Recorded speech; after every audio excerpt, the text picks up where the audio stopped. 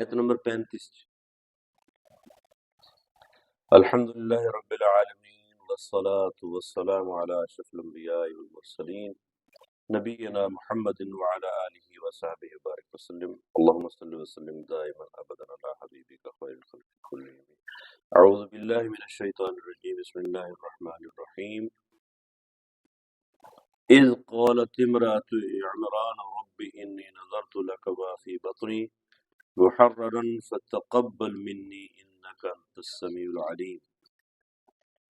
آیت نمبر 35 سورہ آل عمران۔ حضرات مکرم، اس آیت سے آگے وہ تقریر شروع ہو رہی ہے جس کا میں نے عرض کیا کہ پچھلے 2000 سالوں کا سب سے اہم ترین مسئلہ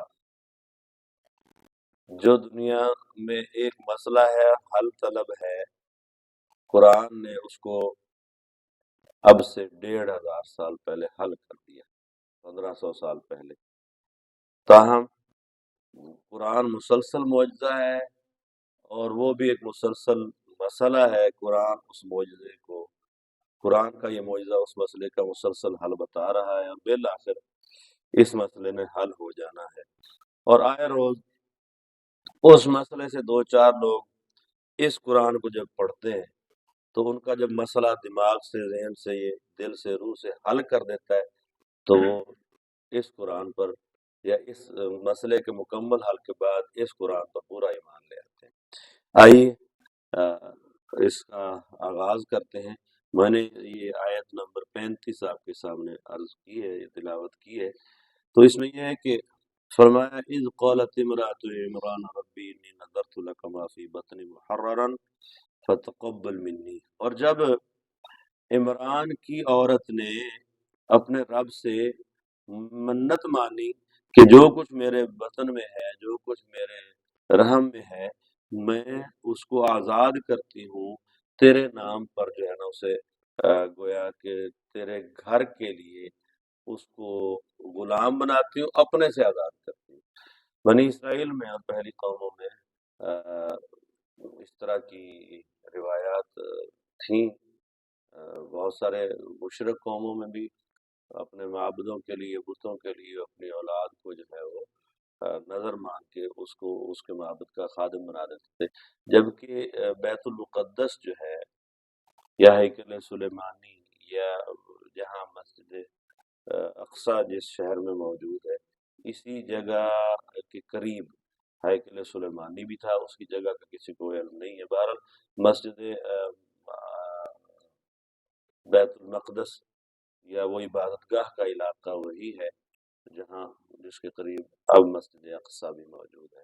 وہ ایک پورا کورٹ یارڈ ہے بہت بڑا، جو تینوں مذاہب کے ماننے والوں کی بڑی مقدس گویا مساجد یا عبادت گاہیں وہی ہیں۔ یہودیوں کی دیوار گریا اسی کی ایک دیوار کو کہتے ہیں جس سے بیرونی حصہ اس کے پاس جا کر وہ روتے ہیں، اس کے اندر جو ہے وہ ان کا تو خیر اب کہنا یہ ہے کہ ہیکل سلیمانی جو ہے وہ مسجد اقصی کے نیچے ہے، لیکن اس کا کسی طرح سے کوئی ثبوت نہیں، نہ مسلمانوں نے کبھی ایسا کیا کہ کسی ایسی جگہ پر بنایا۔ ہیکل سلیمانی کو گرانے والی پہلی قومیں تھی، مسلمانوں نے تو آ کر جو ہے نا ہمیشہ یہودیوں اور عیسائیوں کو فیسیلیٹیٹ کیا۔ بہر ہم واپس آتے ہیں تو اسی اس میں دو روایات ہیں۔ ایک یہ کہ حضرت مریم کے والد کا نام عمران تھا، میں نے کل بھی عرض کیا تھا۔ دوسرا یہ کہ یہ خود عمران کی نسل سے تھی۔ عمران عورت کو کہتے ہیں تو یہ بیوی کے معنوں میں بھی آ سکتا ہے اور کسی قبیلے کی عورت ہونا۔ حضرت موسیٰ اور ہارون علیہ السلام کے والد کا نام بالیقین عمران تھا، تو ان اس قبیلے سے ہونے کی وجہ سے، چونکہ حضرت یحییٰ کی والدہ اور حضرت عیسیٰ کی والدہ دونوں بہنیں تھیں، اور یہ پکی بات ہے سب اسرائیلی روایات کے مطابق بھی حضرت یحییٰ کی ماں جو ہے وہ بنی عمران سے تعلق رکھتی تھی، یعنی حضرت ہارون اور موسیٰ کے والد کی نسل سے، تو ظاہر ہے یہ بھی اسی نسل سے ہوں۔ تو یوں یہ نسبت بھی ان کی عمران کی عورت ہونے، اور ایک روایت میں ان کے خاوند کا نام عمران تھا۔ تو بہرحال اب یہاں ایک خاص واقعے کی طرف اشارہ ہو رہا ہے، اور یہ اگلی ساری تقریر اس کے پیچھے ہے، اور یہ بھی میں آپ کے سامنے عرض کر چکا ہوں کہ اس تقریر کے پیچھے دراصل مدینہ میں نجران کے عیسائیوں کے وفد کا آنا ہے۔ اس کا تھوڑا سا بیک گراؤنڈ آپ کو معلوم ہونا ضروری ہے۔ یہ نجران آج بھی موجود ہے سعودی عرب میں، یہ مکہ اور حجاز، یعنی مکہ مدینہ، یہ پورا حجاز کہلاتا ہے۔ اس علاقے سے لے کر یمن کے علاقے کے درمیان کا علاقہ تھا، بہت بڑا علاقہ تھا، کئی شہر اور بستیاں اس میں شامل تھیں۔ اس میں ماضی میں ایک بہت بڑی عیسائی حکومت رہی تھی، لیکن اس وقت نبی کریم صلی اللہ علیہ وسلم کی جب بعثت ہوئی ہے تب بھی وہاں سارا علاقہ عیسائی تھا، اور پورے ایک نظام کے تحت ان کا سسٹم چلتا تھا۔ اس میں تین طرح کے ان کے سردار ہوتے تھے۔ نمبر ون، جو پہلا نمبر پر جو سردار ہوتا تھا، جو سب سے بڑا سردار، اس کو عاقب کہتے تھے۔ عاقب جو ہے وہ ایک طرح کا ان کا امیر ہوتا تھا، گویا وہ سارے معاملات کا سب سے بڑا ایک شخص ہوتا تھا جس نے اس کو ڈیل کرنا ہوتا تھا۔ دوسرے نمبر پہ ان کا ہوتا تھا سید۔ سید ایک طرح سے ان کا سیاسی اور معاشرتی جو امور ہیں ان کا سردار ہوتا تھا، اور اس کے تیسرے نمبر پر اسقف ہوتا تھا، جسے ہم آج کل بشپ کہتے ہیں، وہ ان کا مذہبی جو ہے نا رہنما تھا۔ تو جب نبی اکرم صلی اللہ علیہ وسلم نے فتح مکہ کر لی، اور اب پورے مکے پورے عرب پر دھاک بیٹھ گئی، اور اب ان کے پاس کوئی چارہ نہیں تھا کہ یہ بھی حضور کی خدمت میں آتے، اور یہ لڑنے کی انہوں نے سبقت نہیں تھی، چنانچہ انہوں نے ایک وفد بنایا، حضور کے پاس آ گئے۔ اب یہ بڑا خوبصورت منظر ہے، حضور صلی اللہ علیہ وسلم نے ان کے آنے پر ان کا استقبال کیا ہے، بہت مطلب ایک اچھا جسٹر دیا۔ دوسرا یہ کہ آپ صلی اللہ علیہ وسلم نے ان کے خیمے مسجد نبوی کے صحن میں لگوائے، صحن مسجد ہی تھا، مسجد نبوی کے اندر لگوائے۔ تیسرا یہ کہ آپ صلی اللہ علیہ وسلم نے ان کو وہاں عبادت کی اجازت دی۔ ظاہر ہے ان کی عبادت کوئی آج کی عبادت جیسے وہ کرتے ہیں اس سے کوئی مختلف نہیں ہوتی، ظاہر ہے وہ کچھ مزامیر پڑھتے ہیں، کچھ اشعار پڑھتے ہیں، کچھ گاتے ہیں، اور کچھ جو ہے نا کتاب اللہ جو ان کے پاس جو حصہ ہے جیسا بھی ہے اس کو پڑھتے ہیں۔ تو آپ صلی اللہ علیہ وسلم نے اس کی بھی اجازت دی۔ آپ اس سے بڑی رواداری کی اور مذہبی ہم آہنگی کی مثال کہاں سے لائیں گے؟ اور تیسرا ایک واقعہ میں یہاں عرض کروں کہ ایک چھوٹا سا واقعہ، بظاہر وہ چھوٹا ہے لیکن بہت بڑا واقعہ ہے، کہ جب یہ یہاں رہے اور کئی دن رہے، حضور صلی اللہ علیہ وسلم سے گفت و شنید ہوتی رہی، اور وہ آگے ذکر آ رہی ہے اس میں۔ اس دوران ایک واقعہ ہوا کہ ان میں سے صبح صبح ایک شخص اٹھا اور وہیں نکل کے اس نے باہر رفع حاجت کرنا شروع کر، یورین کرنا شروع کر دیا مثلا، یا رفع حاجات کی جو بھی صورت ہے کرنا شروع کر دی۔ قبائلی یا دیہاتی علاقے میں تو یہ عام سی بات ہوتی ہے، جہاں بندے رہتے ہیں نکل کے وہ اس نے شروع کر دی۔ صحابہ نے جب دیکھا تو صحابہ جو ہے نا وہ آگے دوڑے اس کو روکنے کے لیے یا اسے سمجھانے کے لیے کہ تم کیا کر رہے ہو، یہ ہماری مسجد ہے۔ آپ صلی اللہ علیہ وسلم نے ان کو روک دیا۔ اب بتائیے ذرا اس بات پر غور کرتے جی، آپ صلی اللہ علیہ وسلم نے نہیں اس کو کر لینے دو، جب کر لیا تو پھر آپ نے کہا کہ اسے سمجھائیے کہ یہ آپ نے خود فرمایا کہ یہ ہماری مسجد ہے، ہم یہاں عبادت کرتے ہیں، ہم اس کو صاف رکھتے ہیں۔ اس کو تو نہیں پتا تھا نا، اس کا ذہنی پس منظر ذرا مختلف تھا، چنانچہ آپ صلی اللہ علیہ وسلم نے اس کو بعد میں صاف کروا دیا۔ تو اب آپ بتائیے کہ یہ جو ہم دوسرے فرقے کی بندے کی اپنی مسجد میں آ جانے پر مسجدیں صاف کر رہے ہوتے، کہاں کھڑے ہیں؟ کس رسول کی پیروی کرتے ہیں؟ کس کی محبت کا دم کرتے ہیں؟ کل بھی میں نے یاد کیا تھا کہ جو اللہ کہہ رہا ہے کہ اس کی اتباع کرو، یحببکم اللہ، تم سے اللہ محبت کرے گا، ہم اللہ کے رسول کی محبتوں کے دعوے کیسے کرتے ہیں؟ آپ کی کیسی اتباع کرتے ہیں؟ آپ صلی اللہ علیہ وسلم تو عیسائیوں کو بھی اپنی مسجد میں جگہ دے رہے ہیں، اور اتنا کچھ ہونے کے باوجود بھی آپ کیا کر رہے ہیں؟ یہ ہے سب سے زیادہ ہمارے کرنے کا کام، یہ ہمارے اندر جو ہے نا وہ دو چیزیں بھر دے گا۔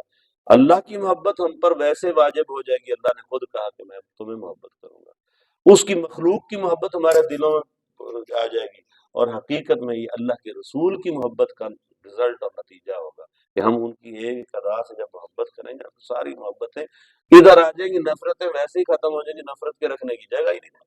چلیے آئیے پھر ہم اس کی طرف چلتے ہیں کہ حضرت مریم جو کہ عمران کی قبیلے سے تھیں یا عمران کی عورت تھی، اس نے جب یہ منت مانی کہ جو کچھ میرے پیٹ میں ہے میں اس کو اللہ کے لیے جو ہے نا وہ آزاد کرتی ہوں، اللہ کے گھر کی خدمت پر مقرر کر دوں گی۔ ظاہر ہے ان کی پہلی اولاد ہو نہیں رہی ہوگی، دیر ہوگی، دعا مانگی، اور جب یہ دعا مانگی تو ساتھ میں یہ کہا کہ اے اللہ آپ میرے سے اس کو قبول کریں، فتقبل منی، میری اس نظر کو آپ قبول فرمائیے، انک انت السمیع العلیم، بے شک آپ بہت سننے والے، جاننے والے، علم والے ہیں۔ ظاہر ہے بس بیت المقدس کی اس مسجد کے لیے بھی لوگ آزاد کرتے تھے اپنے بچوں کو، جو اس کی خدمت میں رہتے تھے، اس کے مجاور بنتے تھے اور عبادت میں رہتے تھے۔ تو فلما وضعتها، جب پیدائش ہو گئی، جب اس نے پیدا کر لیا، قالت ربی انی وضعتها انثى، او میرے اللہ، میرے گھر، میرے پاس تو مجھے تو بیٹی پیدا ہوگی۔ اب یعنی بیٹی کو کسی مردوں کے کاموں والے کام میں آزاد کرنا ہی ایک بڑی آزمائش تھی۔ ذہن میں تو یہ تھا کہ بیٹا ہوگا اور وہ اللہ کی مسجد کے لیے جو ہے نا وہ اس کی منت مانوں گی اور آزاد کر دوں گی اور وہاں اس کی خدمت میں کرے گا۔ اب یہ بیٹی پیدا ہوئی۔ اچھا، اب یہاں بڑا بلیغ نقطہ ہے۔ اللہ فرماتے ہیں واللہ اعلم بما وضعت، اللہ کو تو پتا تھا کہ اس نے کیا پیدا کیا، لیکن وہ اپنے اللہ سے مخاطب ہو رہی ہے۔ اس کا مطلب پتا تو انہیں بھی تھا کہ اللہ کو پتا ہے، لیکن بہرحال اللہ اس بات پر کہ اسے بھی معلوم تھا، لیکن وہ اپنی ایک طرح سے فریاد یا اپنے اللہ سے ایک بات اس طرح سے کر رہی تھی کہ یا اللہ اب میرا کیا بنے گا، او ہو یہ تو بیٹی پیدا ہو گئی۔ وَلَيْسَ الذَّكَرُ كَالْأُنثَىٰ، یہ اس کا قول بھی ہو سکتا ہے خاتون کا، اور اللہ کا بھی قول ہو سکتا ہے۔ درست قول ہے، درست بات ہے کہ ایک بیٹی بیٹے کی طرح تو نہیں ہو سکتی، ہر ایک کا دائرہ کار اپنا اپنا۔ بیٹیوں کے جو کام کرنے کے ہیں وہ بیٹے نہیں کر سکتے، مردوں کے کرنے کے کام جو ہے وہ عورتیں نہیں کر سکتی۔ تو یعنی اللہ کی طرف سے انڈورسمنٹ بھی، ایک بات تو اس کی ٹھیک تھی، یا اس کا اپنا کہنا بھی ہو سکتا ہے۔ تو بہرحال وَإِنِّي سَمَّيْتُهَا مَرْيَمَ، اللہ فرمائے اس کا نام مریم رکھتی ہوں۔ وَإِنِّي أُعِيذُ بِكَ أُعِيذُهَا بِكَ، اور میں اس کو تیری پناہ میں دیتی ہوں، وَذُرِّيَّتَهَا، اور اس کی اولاد کو بھی، من الشیطان الرجیم، شیطان جو مردود ہے اس کی داؤ پیچوں یا اس کے جو جو چلتے ہیں انسانوں پر منتر، ان سے میں تیری پناہ میں دیتی ہوں۔ حضرات یہاں نہایت ایک بلیغ علمی نقطہ بھی ہے، اور خاص طور پر طلاب کے لیے ہے جو طالب علم اس کے ہیں، کہ اس سے یہ مراد ہے کہ حضرت مریم جو کہ بیٹی تھی اور جو اللہ کے گھر کے لیے مجاور کے طور پر ان کو نظر مان دی گئی تھی، اس کے لیے وہ کہہ رہی ہیں کہ یا اللہ اس کو اور اس کی اولاد کو تیری پناہ میں دیتی ہوں۔ اس سے یہ نقطہ واضح ہوتا ہے کہ آج بھی ان کے ہاں یہ ہے کہ جو لوگ خاص طور پر کیتھولک فرقے کے اندر جو لوگ چرچ کے ساتھ منسوب ہو جاتے ہیں، یا بچپن سے جن کو نظر مان دی جاتی ہے، یا جو خود اپنے آپ کو اس کے ساتھ کر لیتے ہیں، وہ شادی نہیں کرتے، یعنی اولاد نہیں پیدا کرتے۔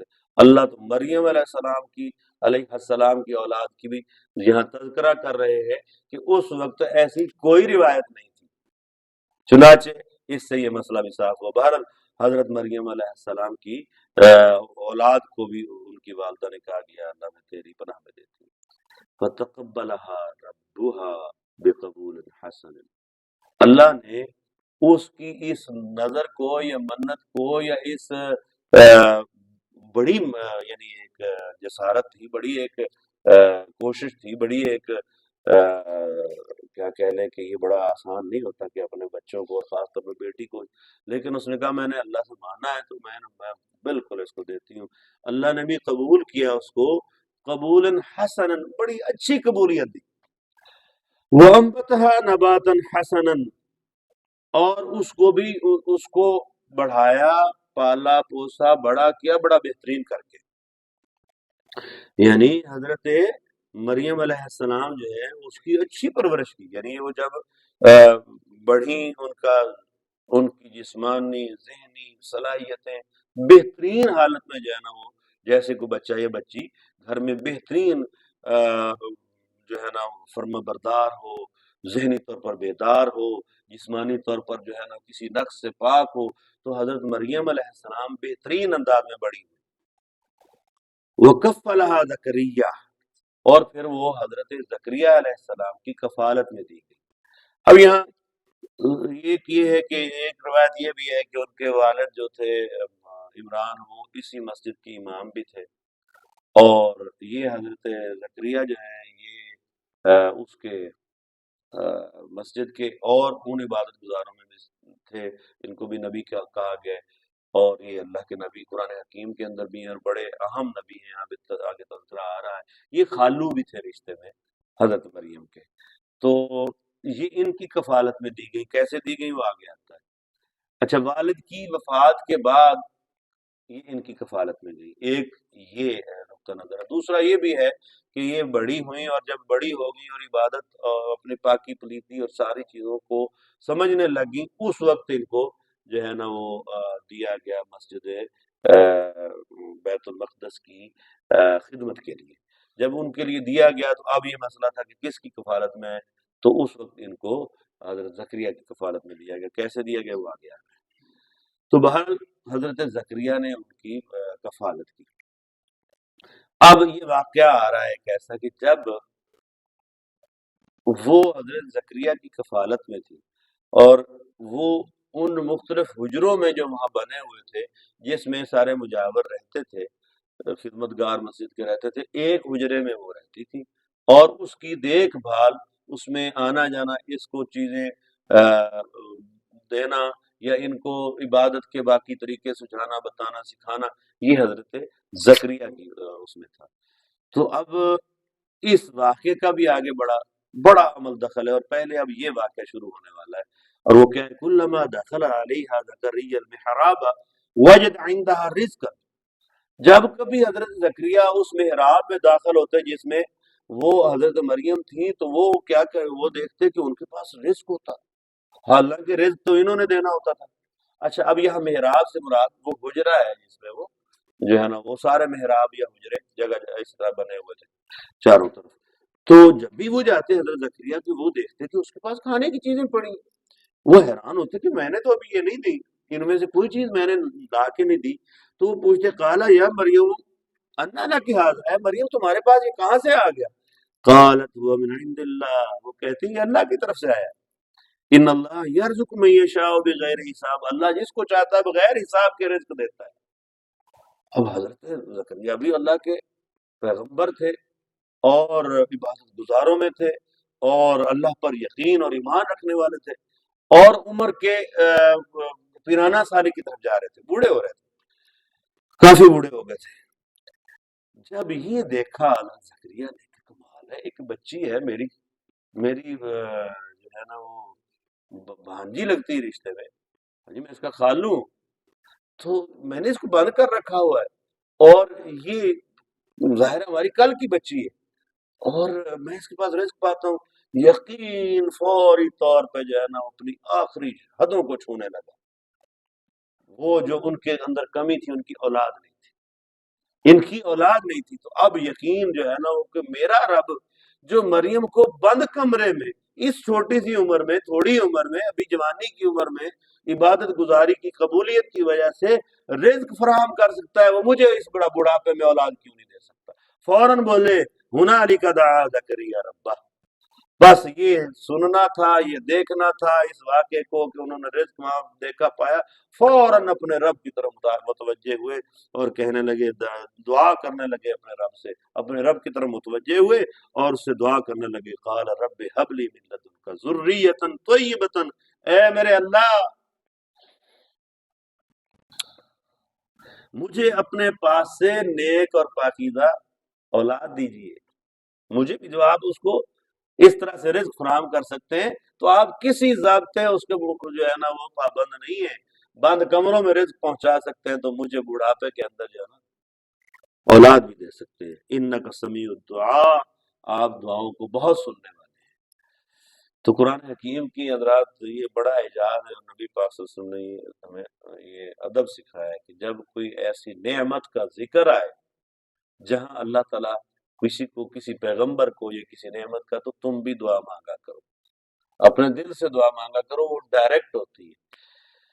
تو انک سمیع الدعا، بے شک تو بہت دعاؤں کو قبول کرنے والا ہے. فنادت الملائکۃ، فوراً ملائکہ نے، جیسے وہ انہوں نے یہ دعا مانگی، شاید اس وقت کھڑے تھے اللہ کے سامنے اور عبادت میں کھڑے تھے اور اسی حالت میں دعا مانگی.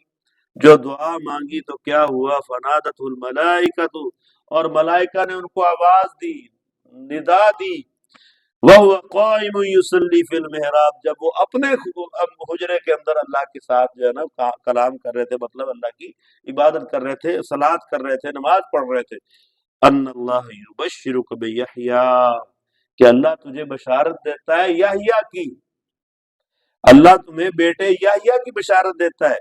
مصدقا بکلماتہ، مصدقا بکلمت من اللہ، اللہ اکبر، کہ وہ مصدقا بکلمت من اللہ وسیدا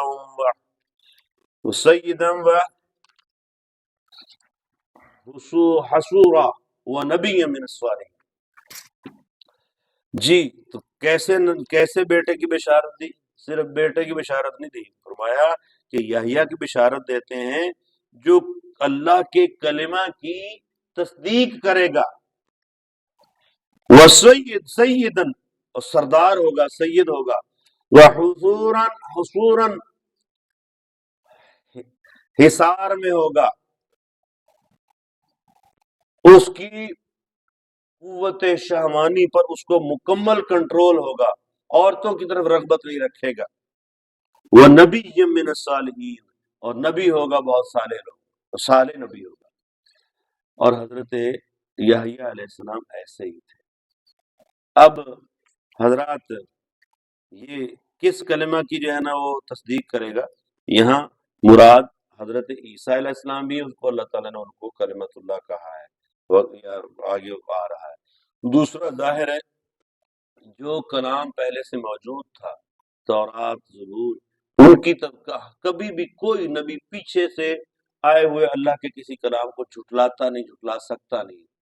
اللہ کا نبی ہوتا ہے، اللہ کے مختلف اوقات میں آئے ہوئے صحیفے کلام جو ہیں اس کو کوئی جھٹلا نہیں سکتا، اس کو ہمیشہ تائید اور تصدیق ہی کی جاتی ہے اس کی. تو یہ حضرت یحییٰ کے لیے فرمایا اللہ تعالیٰ نے. اور فرمایا قول، آگے سے حضرت زکریا نے فوراً کہا، قال ربی انا یکون لی غلام، میرے بیٹے، ابھی تو دعا مانگ رہے تھے لیکن ابھی پوچھ رہے کہ مجھے بیٹا کیسے ہوگا، وقد بلغنی الکبر، میں تو بوڑھا ہو گیا، وامراتی آخر، اور میری بیوی بانج ہوگی، وہ بھی بوڑھی ہے بانج ہوگی. قال، اللہ نے کہا کذالک اللہ یفعل ما یشاء، ایسے ہی ہوگا جیسے چاہتا ہے اللہ ویسے ہی ہوتا ہے. اب یہ نہیں تھا کہ ان کو یقین نہیں تھا، لیکن جیسے حضرت ابراہیم نے پیچھے کہا تھا کہ اللہ کیسے جلاتے ہو، پھر اللہ نے سمجھایا. اب ان کے سوال کا جو اللہ تعالیٰ نے ایسے کہ پھر ہوگا ایسے. قال رب اجعل لی آیا، اللہ پھر میرے لیے کوئی نشانی مقرر کیجئے کہ کیسے ہوگا. قال آیتک اللہ تکلم الناس ثلاثۃ ایام الا رمزا، 3 دن تک تو انسانوں سے بات نہیں کر سکے گا مگر اشارے سے بات کرے گا، یہ نشانی ہے. اللہ اکبر. واذکر ربک کثیرا، اپنے رب کو کثرت سے یاد کرو، وسبح بالعشی والابکار، اور شام کو اور صبح اپنے رب کی جو ہے نا وہ تسبیح کرتے رہیں. اور یہ ہمارے لیے بھی ادب حکم ہے کہ صبح و شام اللہ کی تسبیح کرتے رہیں. سبحان اللہ، سبحان اللہ. بلکہ بہترین ہے وہ جو تیسرا کلمہ ہے، سبحان اللہ والحمد للہ ولا الہ الا اللہ واللہ اکبر ولا حول ولا قوۃ الا باللہ العلی العظیم. سارے اذکار صبح و شام کے اس میں آ جاتے ہیں. تو بہرحال یہ اللہ تعالیٰ نے ان کو یہ معجزہ دکھایا. ایسا ہی ہوا کہ قلم انہوں نے اس صورت میں کیا لوگوں سے اشارے سے، اور حضرت یحییٰ ان کے ہاں ہوئے اور اللہ تعالیٰ نے یہ معجزہ دکھایا. اب حضرت عیسیٰ کے وہ 2000 سال پرانے مسئلے کے حل سے پہلے یہ بتایا کہ وہ اللہ جو عیسیٰ کو بغیر باپ کے پیدا کرنے والا ہے، یہاں ماں اور باپ دونوں اس قابل نہیں ہے کہ اولاد پیدا کر سکے عام روٹین کے مطابق، بوڑھے کھوسٹ. بلکہ وہ کیا کہا، وہ کہتے کہ میری بیوی جو ہے نا، میں اس حالت کو پہنچ گیا کہ میں بوڑھا ہو گیا اور میری بیوی آخر 5 ہوگی. جو دنیا کے سٹینڈرڈز ہیں، ڈاکٹر رہتے ہیں، اس نے بتا دیا کہ یہ بیوی بچہ نہیں پیدا کر سکتی، اللہ نے پیدا کر. تو اللہ کے لیے کوئی مسئلہ نہیں ہے. یہ اس کے مقدمے کے طور پر بات لائی. اب آگے وَإِذْ قَالَتِ الْمَلَائِكَةُ، اب اگلا واقعہ شروع ہو گیا کہ حضرت مریم اپنے حجرے میں ہوتی ہیں اور ملائکہ آ گئے، فرشتے آ گئے حضرت مریم کے پاس. وَإِذْ قَالَتِ الْمَلَائِكَةُ يَا مَرْيَمُ، اے مریم، ان اللہ استفا کے، اللہ نے تمہیں چن لیا ہے، وَطَہَّرَكِ، اور تمہیں پاک صاف کر دیا ہے، وَاصْطَفَاكَ عَلَىٰ نِسَاءِ الْعَالَمِينَ، دنیا بھر کی عورتوں پر تمہیں بہت فضیلت دی ہے، تمہیں چن لیا گیا ہے. یا مریم اقنتی لربک، اے مریم اپنے رب کی فرم بردار بن کے رہے، وسجدی، اس کو سجدہ کرتی رہے، ورکعی، اور اس رکوع کرتی رہے، مع الراکعین، رکوع کرنے والوں کے ساتھ. اس کا مطلب ہے نماز کی باقاعدہ اجتماعی ہیئت قائم تھی وہاں. جو اللہ تعالیٰ یہاں کہہ رہے ہیں کہ تم باقی لوگوں کے ساتھ جو ہے نا وہ تم بھی رکوع کرتی رہو. ذالک من، اب یہ بات دیکھیے، یہ نبی پاک علیہ الصلوۃ والسلام سے مخاطبت ہے. ذالک من انباء الغیب، یہ غیب کی باتیں ہیں. نوحیہ الیک، اے نبی صلی اللہ علیہ وسلم جو ہم آپ پر وحی کر رہے ہیں. وما كنت لديهم اذ يلقون اقلامهم، آپ تو اس وقت موجود نہیں تھے وہاں. یہ ہم آپ کو بتا رہے ہیں، جبریل کے ذریعے سے آ رہا ہے. آپ تو اس وقت موجود نہیں تھے. کب؟ اذ یلقون اقلامهم، جب وہ کلمے پھینک رہے تھے، کلمے کرے ڈال رہے تھے. میں نے بچپن میں دیکھا ہمارے بزرگ نا چھوٹی چھوٹی کہانیاں سے بنا لیتے تھے لکڑیوں پہ، اور وہ کافی ساری بنا کے پھر پتہ نہیں وہ اس پر کوئی نشانی رکھ لیتے، پھر یوں پھینکتے اور پھر وہ خوش ہوتا، کوئی کہتا اچھا اٹھاتے، اور جس کا وہ آ جاتا. یعنی قرآن ڈالنے کا، قرآن دازی کا پرانا طریقہ تھا. اور وہ کیا ڈال رہے تھے کہ اس پر بات ہو رہی تھی کہ اب مریم کو کون کفالت میں لے گا. یہ میں نے کہا تھا نا کہ حضرت زکریا کے پاس کیسے کفالت میں آئی، تو اس کے کرے ڈالے گئے. ظاہر ہے ہر ایک کانی یا وہ جو لکڑی تھی وہ کسی سے منسوب ہوگی، ایک زکریا علیہ السلام کی، دوسری الف کی، با کی، سا کی، جو مختلف لوگوں جو وہاں موجود تھے. چنانچہ انہوں نے جب کلمے پھینکی، ایہم یکفل مریم، کہ مریم کی کفالت کون کرے. وما كنت لديهم اذ يختصمون، اور اے نبی پاک صلی اللہ علیہ وسلم آپ تب بھی وہاں موجود نہیں تھے جب وہ اس پر جھگڑا کر رہے تھے، اس پر بحث کر رہے تھے. کوئی کہتا تھا میں لوں گا، کوئی کہتا تھا میں لوں گا، اور ان کو پھر بالآخر ان کا اتفاق ہوا کہ ہم پورا ڈال لیتے ہیں جس کے بھی حصے میں. تو اب یہ معاملہ ہو گیا کہ حضرت مریم حضرت زکریا کی کفالت میں کیسے ہی گویا قرآن دازی سے، اور اللہ تعالیٰ نے ان کے لیے ان کو مقرر کی. اذ قالت الملائکۃ، اب اگلا واقعہ کہ جب ملائکہ نے کہا یا مریم، اے مریم. اب یہاں سے مراد یہ بھی آ رہا ہے کہ ایک فرشتہ نہیں تھا، فرشتوں کا ایک جو ہے نا وہ آگے ویسے وہ بھی آتا ہے کہ ایک ہے.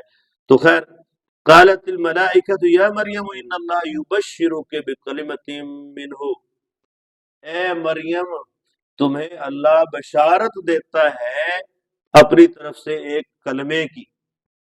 اسمہ المسیح عیسی ابن مریم، اس کا نام مسیح ابن مریم ہوگا، اس کا نام مسیح عیسیٰ ابن مریم ہوگا. وجیہا فی الدنیا وجیہا فی الدنیا والآخرۃ، وجیہا فی الدنیا والآخرۃ ومن المقربین. وہ وجیح ہوگا دنیا میں اور آخرت میں، اور اللہ کے مقرب لوگوں میں سے ہوگا. وجیح کون ہوتا ہے؟ بڑا وجیح شخص، بڑا وقار والا شخص، بڑی بہترین پرسنالٹی والی ہستی. تو وہ فرمایا کہ بڑی پرسنالٹی والی وجیح ہستی ہوں گے دنیا کے اندر بھی اور آخرت میں بھی اللہ کے مقرب لوگوں میں سے ہوں گے. وَيُكَلِّمُ النَّاسَ فِي الْمَهْدِ، اور پنگھوڑے میں وہ جو ہے نا وہ لوگوں سے بات کریں گے. یہ بھی ایک عجیب بات کہ وہ ابھی بچپنے میں پیدائش کے فوراً بعد جب وہ جو ہے نا گہوارے میں ہوں گے تب وہ انسانوں سے باتیں کریں گے. اور وَكَهْلًا وَمِنَ الصَّالِحِينَ، تو وہ بچپن میں بھی اور بڑے ہو کر بھی یکساں ایک طرح کی گفتگو کریں گے انسانوں کے ساتھ. یہ تو ممکن نہیں ہوتا. بچپن میں تو چھوٹے بچے پہلے توتلا بولنا شروع کرتے، اور ہمیں پیارے لگتے ہیں، اور اب بڑے ہو کر بھی ان سے توتلا بولنا شروع کرتے ہیں، پھر کہیں جا کے ان کے لفظ صاف ہوتے، زبان ہوتی جا کے، جبکہ یہ بچپن سے فوراً ہی پیدائش کے فوراً بعد کلام کرنا شروع ہو گیا، اور انہوں نے ایسے کلام کیا جیسے بالکل بڑے انسان کلام کرتے ہیں، اور پھر جب گرون اپ ہو گئے، بڑے ہو گئے، تو بھی اسی طرح کرتے تھے، ان کے کلام میں کوئی فرق نہیں تھا۔ یہ واقعہ اس وقت ہے، آگے اس کی بھی تفصیل آ جائے گی، کہ جب ان کی پیدائش کے بعد لوگوں نے کہا مریم یہ کیا کر رہی ہے، ظاہر ہے، ظاہر سی بات ہے، اور آگے اس کا تذکرہ بھی آ رہا ہے، اس وقت اللہ نے معجزے کے طور پر ان کو زبان دی، اور انہوں نے بتایا کہ میں کون ہوں، تو اس کی طرف اشارہ ہے۔ قالت، فوراً حضرت مریم بولی، رب انا یکون لی ولد، اے میرے رب میرا بیٹا کیسے پیدا ہوگا؟ یہ نہیں کہا ملائکہ، یعنی ظاہر ہے آگے کہیں اس کا تذکرہ اس انداز سے بھی ہو سکتا ہے، لیکن یہاں سیدھا ہے میرے رب میرے کیسے بیٹا پیدا ہو سکتا ہے؟ انہوں نے رب کا پیغام پہنچایا، مریم تیرے ہاں بیٹا پیدا ہوگا، اس کا میرے کیسے بیٹا پیدا ہو سکتا ہے؟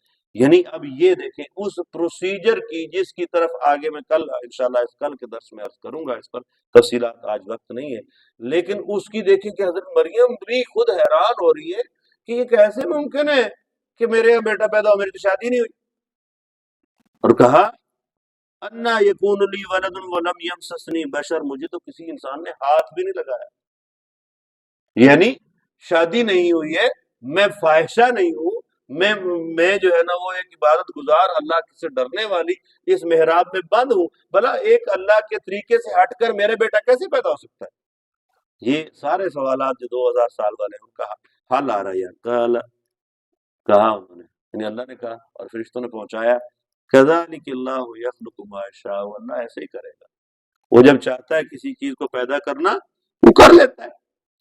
تو اذا قضا امرن، جب وہ کسی مسئلے کا، کسی معاملے کا، کسی امر کا فیصلہ کرتا ہے، فانما یقول، تو پھر وہ کہتا ہے لہو، اس کو، کن، ہو جا، فیکون، وہ ہو جاتا ہے۔ جب وہ کسی مسئلے کو یعنی اب عیسیٰ کو پیدا کرنا چاہتا ہے تو بس اس نے کون کہہ دیا اور وہ ہو گیا، سمجھے ہو گیا۔